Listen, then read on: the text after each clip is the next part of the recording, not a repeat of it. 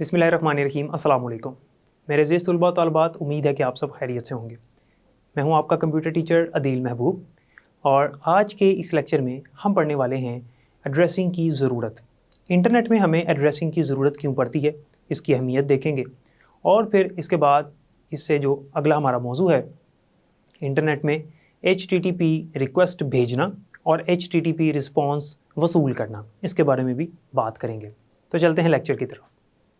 आज के इस लेक्चर को पढ़ने के बाद और ये जो दोनों मौज़ूआत हैं, इनको वजाहत से जब मैं आपको बयान कर दूंगा, इसके बाद आपको ये पता चल जाएगा कि इंटरनेट में जब हम एक जगह से दूसरी जगह पैगाम भेजते हैं तो उसके लिए एड्रेसिंग क्यों ज़रूरी है और कितनी ज़्यादा ज़रूरी है।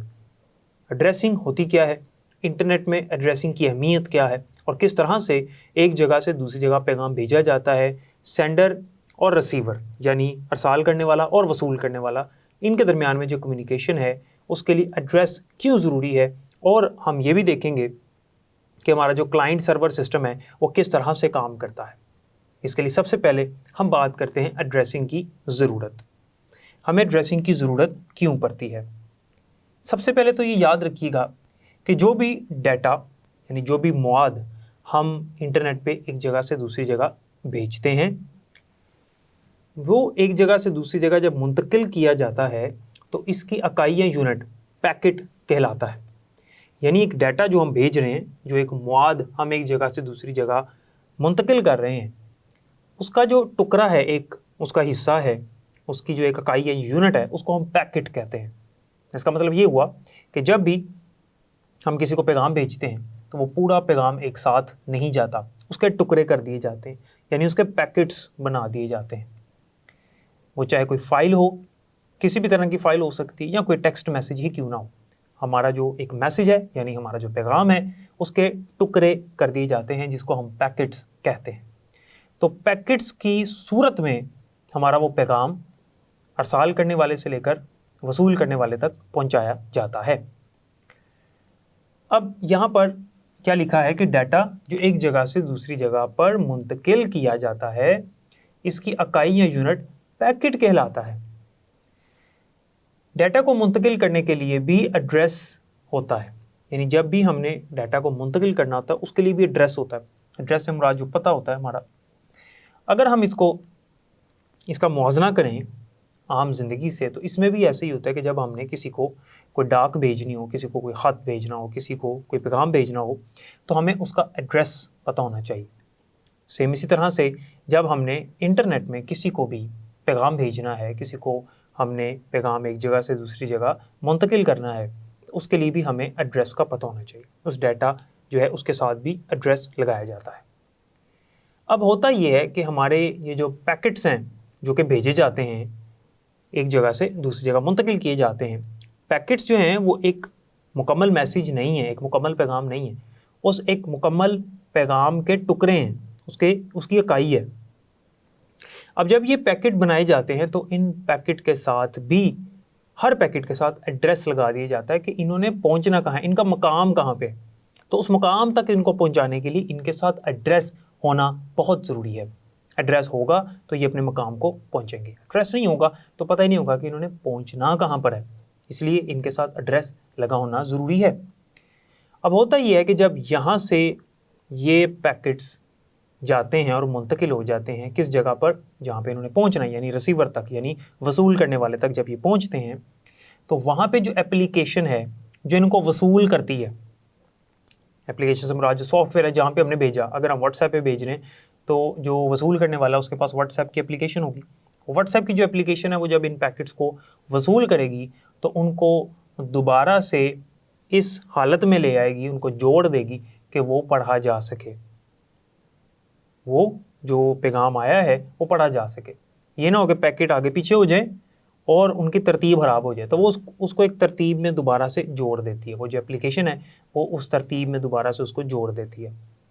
और याद रखिएगा, अगर जो वसूल करने वाला है उस मोबाइल या उस कंप्यूटर पे एक से ज़्यादा एप्लीकेशंस हैं जो वसूल करने के लिए तैयार हैं बिल्कुल, तो फिर इस सूरत में क्या होता है कि हमारे इन पैकेट्स के साथ पोर्ट नंबर भी ऐड किया जाता है।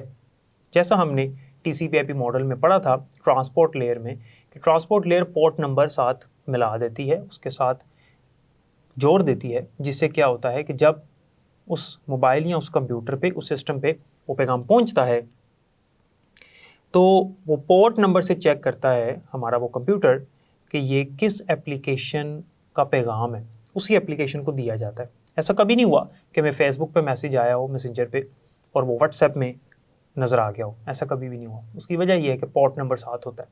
तो अगर जो रिसीवर है यानी जो हमारा पैगाम वसूल करने वाला है उसके पास एक से ज़्यादा एप्लीकेशंस हैं तो फिर पोर्ट नंबर से ये चेक किया जाता है कि किस एप्लीकेशन का ये पैगाम है और किस एप्लीकेशन पे ये नज़र आएगा, बाकी किसी एप्लीकेशन पे नज़र आना नहीं चाहिए।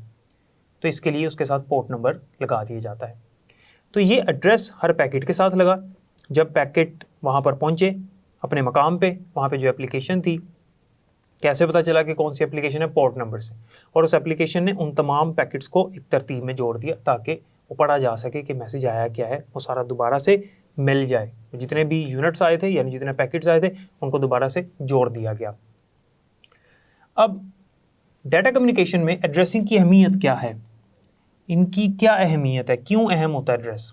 याद रखें, इंटरनेट पर डिवाइसेस को एक दूसरे के साथ राब्ते के लिए एक दूसरे का पता मालूम होना चाहिए। क्यों मालूम होना चाहिए?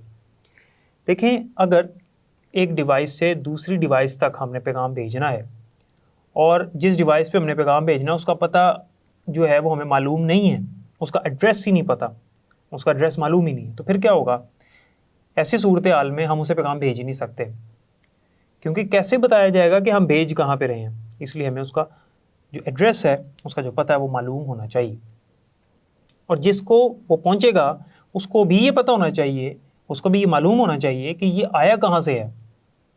मिसाल के तौर पे आपको पता है कि जब हम किसी को कोई डाक भेजते हैं तो उस पर हम अपना भी एड्रेस लिखते हैं, अपना पता भी उसके ऊपर लिख देते हैं ताकि जिसको जाएगा उसको पता तो चले कि आया कहाँ से, अपना नाम भी लिखते हैं। और जिसको हम भेज रहे हैं उसका भी नाम और पता लिखते हैं ताकि पता चले कि ये जाना कहाँ पे है। जो हमारा डाकिया है उसको पता हो कि ये लेकर कहाँ पे जाना है और किसके नाम का है ये। इसी तरह से इंटरनेट के अंदर जब हमने डाटा कम्युनिकेशन करनी होती है तो डिवाइसेस को एक दूसरे का एड्रेस पता होना चाहिए। जब डिवाइसेस को एक दूसरे का एड्रेस मालूम ही नहीं होगा तो किस तरह से एक जगह से दूसरी जगह हमारा पैगाम पहुंचेगा, और जिसको पहुंचेगा उसको कैसे पता चलेगा कि ये आया कहाँ से है। इसलिए इन दोनों डिवाइसेस को एक दूसरे का पता जो है वो मालूम होना चाहिए ताकि वो एक दूसरे के साथ राब्ता कर सकें। अब बात करते हैं कि टेलीफोन एड्रेसिंग और नेटवर्क एड्रेसिंग में फ़र्क क्या है। इनका मुआवजा करने वाले हैं हम कि जब हम टेलीफोन एड्रेसिंग की बात करते हैं, जब हम एक दूसरे के साथ टेलीफोन पे राब्ता करते हैं तो उसके लिए हमारे पास जो एड्रेसिंग है वो क्या होती है, और इंटरनेट में जब हमने एक दूसरे के साथ राब्ता करना हो, एक जगह से दूसरी जगह पैगाम भेजना हो, तो उसके लिए हमारे पास जो एड्रेस है वो कौन सा होता है। हमने तो ये समझ लिया, ये सीख लिया कि एड्रेस होता है। आपको पता है कि जो घरों के एड्रेस होते हैं वो किस तरह के दिखते हैं। फ़ोन नंबर वाला जो फ़ोन नंबर जो है वो भी एक एड्रेस है, वो किस तरह का होता है। तो हर मकाम का एक एड्रेस होता है। तो अब हम ये मुआवजा करने लगे हैं कि जो हमारे पास नेटवर्क एड्रेसिंग है और जो हमारे पास टेलीफोन एड्रेसिंग है, इनमें फ़र्क क्या है। याद रखिएगा कि फ़ोन करने से पहले आपको टेलीफोन एड्रेस की ज़रूरत होती है। आपने जब भी किसी को फ़ोन करना हो तो आपको उसका एड्रेस यानी फ़ोन नंबर पता होना चाहिए। फ़ोन नंबर जो है वो मुनफरिद होता है सबका, यानी यूनिक होता है, इंग्लिश में कहें तो मुनफरिद, ख़ास होता है। किसी दो लोगों का या दो फ़ोन्स का नंबर एक जैसा नहीं होता, मिलता जुलता नहीं होता, बिल्कुल मुख्तलिफ होते हैं। हर किसी का जो फ़ोन नंबर है वो मुनफरिद होता है। अगर दो फ़ोन नंबर्स एक जैसे हों दो मुख्तलिफ लोगों के पास, तो हम जब पैगाम भेजेंगे तो वो किसको जाएगा। इसी वजह से कभी भी ऐसा हुआ ही नहीं है, जब भी फ़ोन नंबर हम देखेंगे तो वो मुनफरिद होगा। हमेशा हर किसी का फ़ोन नंबर मुनफरिद होता है। तो हमें फ़ोन नंबर का पता होना चाहिए ताकि हम उसको फ़ोन कर सकें। मोबाइल का मॉडल, मोबाइल का नाम एक जैसे हो सकते हैं, उस पर नहीं भेजा जाता पैगाम, या उस पर कॉल नहीं की जाती, उस पर फ़ोन नहीं किया जाता। फ़ोन किया जाता है सिर्फ़ और सिर्फ फ़ोन नंबर के ऊपर। इसी तरह से इंटरनेट पर भी आईपी एड्रेस होता है।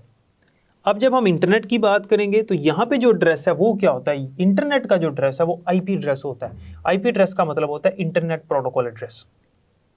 जब हमने फ़ोन करना है तो फ़ोन नंबर का पता होना चाहिए, वहाँ पे फ़ोन नंबर होता है, आपको पता है फ़ोन नंबर कैसा दिखता है, किस तरह का होता है। लेकिन जब हमने इंटरनेट में किसी से रब्ता करना है तो उसके लिए आईपी एड्रेस होता है, और आईपी एड्रेस जो है ये भी मुनफरिद होता है, बिल्कुल इसी तरह से जिस तरह फ़ोन नंबर्स मुनफरिद होते हैं। हर फ़ोन नंबर एक दूसरे से मुनफरिद है, इसी तरह से हर आईपी एड्रेस जो है वो एक दूसरे से मुनफरिद होता है।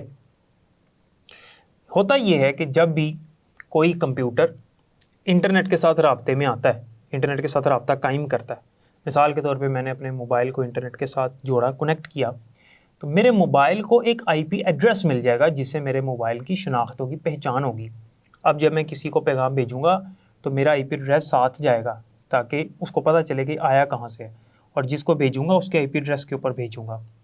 आईपी एड्रेस का एक मौजू है, इससे अगले लेक्चर के अंदर हम उसको बड़ी तफसील से पढ़ेंगे, लेकिन फ़िलहाल आपने इतना समझ लेना है कि ये एक एड्रेस होता है, कैसा होता है, कैसा दिखता है, इसके अंदर क्या होता है और किस तरह ये इस्तेमाल होता है, ये आगे जाकर हमारा मौजू है, वहाँ पर हम बड़ी तफसील से इसको पढ़ेंगे। अब यहाँ पे आईपी एड्रेस मुकर्ररा हो तो आईपी स्टैटिक आईपी एड्रेस कहलाता है। अगर आईपी एड्रेस जो है मुकर्ररा यानी फिक्स्ड, इंग्लिश में इसको फिक्स्ड कहते हैं, फिक्स्ड है, तब्दील नहीं हो रहा, ना तब्दील होने वाला, इसको हम स्टैटिक आईपी एड्रेस कहते हैं, जो तब्दील नहीं होता। और याद रखिएगा कि इंटरनेट में हमने पढ़ा था कि कुछ कंप्यूटर्स क्लाइंट होते हैं और कुछ कंप्यूटर सर्वर होते हैं। जो सर्वर कंप्यूटर होते हैं उनका आईपी एड्रेस फिक्स्ड यानी मुकर्ररा होता है, जिसको हम स्टैटिक आईपी एड्रेस कहते हैं। तो वो कंप्यूटर्स जिनका आईपी एड्रेस एक ही होता है, बार बार तब्दील नहीं होता, ना तब्दील होने वाला आईपी एड्रेस हो, उसको हम कहते हैं कि ये स्टैटिक आईपी एड्रेस है। लेकिन अब दूसरे नंबर पर आपने ये बात याद रखनी है कि अगर कोई आला यानी कोई डिवाइस इंटरनेट से रब्ता कायम करे, इंटरनेट के साथ कनेक्ट हो गया, जैसे मैंने बताया कि मैंने अपने मोबाइल को इंटरनेट के साथ कायम किया, उसका रब्ता कायम किया, और नया आईपी एड्रेस तफवीज़ हो तो इसे डायनामिक आईपी कहते हैं। अगर हर बार नया आईपी एड्रेस तफवीज़ कर दिया जाए तो ऐसी सूरत हाल में जो आईपी एड्रेस है वो तब्दील हो रहा है बार बार, ऐसा IP address dynamic IP address होता है। और dynamic IP address client computers का होता है। जो क्लाइंट कंप्यूटर होते हैं, जब वो इंटरनेट से उनका ताल्लुक मुनक़ता किया जाता है और दोबारा वो रब्ता कायम किया जाता है इंटरनेट के साथ, तो पहला आईपी एड्रेस ख़त्म होकर नया आईपी एड्रेस मिल जाता है। अब ये जो नया आईपी एड्रेस मिला है ये तब तक कायम रहेगा जब तक इंटरनेट के साथ इसका ताल्लुक कायम रहेगा। जैसे इंटरनेट से इसका ताल्लुक हम मुनक़ता करेंगे तो वो आईपी एड्रेस इसको ले लिया जाएगा। अगली दफ़ा जब इसको दोबारा से इंटरनेट के साथ रब्ता कायम करवाया जाएगा तो इसको नया आईपी एड्रेस तफवीज़ हो जाएगा, और वो जो नया आईपी एड्रेस है वो भी ख़त्म हो जाएगा जब उसका हम ताल्लुक तोड़ देंगे, इंटरनेट के साथ उसको मुनक़ता कर देंगे। तो ऐसा आईपी एड्रेस जो बार बार तब्दील होता है उसको डायनामिक आईपी एड्रेस कहते हैं, और ऐसा आईपी एड्रेस जो कि मुकर्ररा होता है यानी फिक्स्ड होता है, उस आईपी एड्रेस को हम स्टैटिक आईपी एड्रेस कहते हैं। तो आईपी एड्रेस इंटरनेट के अंदर इस्तेमाल होता है, फ़ोन नंबर जब हमने किसी को फ़ोन करना हो वहाँ पर इस्तेमाल होता है, और हमने किसी को डाक भेजना हो तो वहाँ पे जो घर का एड्रेस होता है या पता होता है वो इस्तेमाल होता है। इन तीनों सूरत हाल में हमने किसी को पैगाम भेजना है, कोई डाक भेजनी, किसी को कॉल करनी, किसी को फ़ोन करना है, या हमने किसी को इंटरनेट के अंदर पैगाम भेजना है, इन तीनों सूरत हाल में भेजने वाले को और जो वसूल करने वाला है, इन दोनों को एक दूसरे का एड्रेस पता होना चाहिए, यानी एक दूसरे का जो पता है वो मालूम होना चाहिए, फिर ही इनका आपस में रब्ता या इनकी आपस में कम्युनिकेशन होती है। तो ये अहमियत है किसकी, एड्रेसिंग की ज़रूरत है। इसको हमने इसका मुआजना भी कर दिया टेलीफोन के साथ कि इंटरनेट के अंदर या नेटवर्क के अंदर और टेलीफोन के अंदर जो एड्रेसेस होते हैं इनका आपस में हमने मुआजना भी करके देख लिया। इसके बाद हमारे पास जो अगला मौजू है वो है इंटरनेट पर HTTP रिक्वेस्ट भेजना और HTTP रिस्पॉन्स वसूल करना। इंटरनेट पे HTTP रिक्वेस्ट है क्या और HTTP रिस्पॉन्स है क्या, इसको पहले समझते हैं। याद रखिएगा कि सर्वर और क्लाइंट के दरमियान कम्युनिकेशन इस रिक्वेस्ट और रिस्पॉन्स की बुनियाद पर ही होती है। कौन सी रिक्वेस्ट और कौन सा रिस्पॉन्स, इसको अब आपने समझना है। फ़र्ज़ कर लेते हैं कि ये हमारे पास सर्वर है और ये हमारे पास क्लाइंट है। जब भी क्लाइंट किसी भी वेबसाइट तक रसाई हासिल करना चाहता है तो जाहिर सी बात है उस वेबसाइट का पूरा एड्रेस लिखता है। और याद रखिएगा कि जो वेबसाइट का एड्रेस होता है उसको हम कहते हैं URL। URL किसी भी वेबसाइट का एड्रेस URL कहलाता है। इसका मतलब होता है uniform resource locator. Uniform resource locator किसी भी वेबसाइट का जो एड्रेस हम लिखते हैं, टाइप करते हैं, मिसाल के तौर पे www.pakistan.gov.pk, ये मुकम्मल जो आपको नज़र आ रहा है ये URL है, यूनिफॉर्म रिसोर्स लोकेटर। ये इस वेबसाइट तक पहुंचने के लिए है। और ये वेबसाइट कहाँ पर मौजूद होती है? www यानी वर्ल्ड वाइड वेब। तो हम अपना ब्राउज़र इस्तेमाल करते हुए, यानी वेब ब्राउज़र को इस्तेमाल करते हुए हम बाआसानी वर्ल्ड वाइड वेब तक रसाई हासिल कर सकते हैं। हम अपना ब्राउज़र इस्तेमाल करते हैं, जो हमारा इंटरनेट ब्राउज़र होता है, जो सॉफ्टवेयर हमारा जैसे गूगल क्रोम होता है, जैसे और भी दूसरे दीगर वेब ब्राउज़र होते हैं, उनको यूज़ करते हुए हम क्या करते हैं, हम ये URL लिखते हैं और जब एंटर करते हैं तो इसका मतलब है कि हमारे क्लाइंट से, जो हमारा क्लाइंट है, हमारा कंप्यूटर, हमारे क्लाइंट से सर्वर तक एक रिक्वेस्ट गई है, इसे कहते हैं HTTP रिक्वेस्ट। अब यहाँ क्लाइंट से सर्वर तक चले गई HTTP रिक्वेस्ट, और ऐसा सर्वर जो है जिसको HTTP रिक्वेस्ट जाती है और वो बदले में क्या देता है, HTTP रिस्पॉन्स देता है। वो कुछ रिस्पॉन्स देगा, यानी ये वेबसाइट उसको दिखा देगा, उसको भेजेगा कि भाई ये वेबसाइट है जो आपने देखने की कोशिश की थी, जिसकी रिक्वेस्ट की थी, वो उसको रिस्पॉन्स देगा। ये होता है HTTP रिस्पॉन्स। ऐसा सर्वर जो है वो HTTP सर्वर भी कहलाता है, HTTP सर्वर कहलाता है। और वो जो वेबसाइट इसको नज़र आती है वो HTML की शक्ल में नज़र आती है। HTML क्या चीज़ है? HTML इसका मतलब होता है हाइपर टेक्स्ट मार्कअप लैंग्वेज। ये एक ऐसी लैंग्वेज है, ये एक ऐसी टेक्नोलॉजी है जिसके ज़रिए से वेबसाइट्स और वेब पेजेस बनाए जाते हैं। इसी बुक में बाब नंबर 5 है, उसमें इसके ऊपर आप लोग पढ़ोगे कि HTML के अंदर किस तरह से वेबसाइट्स बनाई जाती हैं, वेब पेजेस कैसे बनाए जाते हैं। तो होता ये है कि रिस्पॉन्स में ये जो हमारा HTTP सर्वर है, ये क्लाइंट को एक वेबसाइट या वेब पेज दिखाएगा जो कि HTML में बना होता है, HTML की शक्ल में होता है।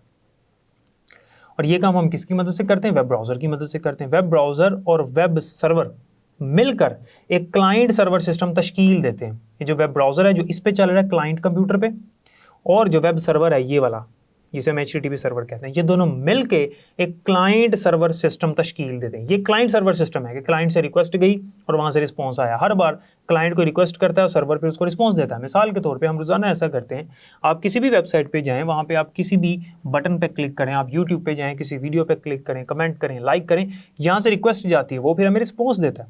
जैसे फेसबुक के ऊपर मैंने लाइक का बटन जो है उसको दबा दिया, उसके ऊपर क्लिक कर दिया, तो यहाँ से रिक्वेस्ट गई थी कि मैंने इसको लाइक करना है, तो सर्वर ने हमें रिस्पॉन्स दिया कि वहाँ पे वो उसका कलर चेंज हो गया कि आपने इसको लाइक कर दिया, हो गया लाइक, वो हमें रिस्पॉन्स मिला वहाँ से। तो हम रोज़मर्रा की बुनियाद पर हम ये काम करते हैं कि यहाँ से रिक्वेस्ट जाती है, वहाँ से रिस्पॉन्स मिलता है। इस सिस्टम को हम क्लाइंट सर्वर सिस्टम कहते हैं। और ये क्लाइंट सर्वर सिस्टम कौन तश्कील देता है? वेब ब्राउज़र और हमारा जो वेब सर्वर है जिसे HTTP सर्वर कहते हैं, ये दोनों मिल के ये वाला काम कर रहे होते हैं और क्लाइंट सर्वर सिस्टम को तश्कील देते हैं। यहाँ तक उम्मीद है कि आपको समझ आ गई होगी। तो जैसा कि आपने देखा कि इंटरनेट में हमें एड्रेसिंग की ज़रूरत क्यों पड़ती है, हमने फ़ोन नंबर और इंटरनेट एड्रेसिंग का आपस में मुआवजा करके भी देखा। जो कि हमारा टेलीफोन सिस्टम होता है उसमें फ़ोन नंबर की ज़रूरत होती है, और इंटरनेट में भी हमें एड्रेस की ज़रूरत होती है जिसके लिए IP एड्रेस का इस्तेमाल किया जाता है। और फिर हमने देखा कि इंटरनेट में जो हम HTTP रिक्वेस्ट भेजते हैं और HTTP रिस्पॉन्स वसूल करते हैं उसका मतलब क्या है। इनको हमने तस्वीरी शक्ल से भी समझ लिया। उम्मीद है कि आपको समझ आई होगी। बाकी इंशाल्लाह नेक्स्ट लेक्चर में पढ़ेंगे। अपना बहुत ख्याल रखिएगा। अल्लाह हाफ़िज़।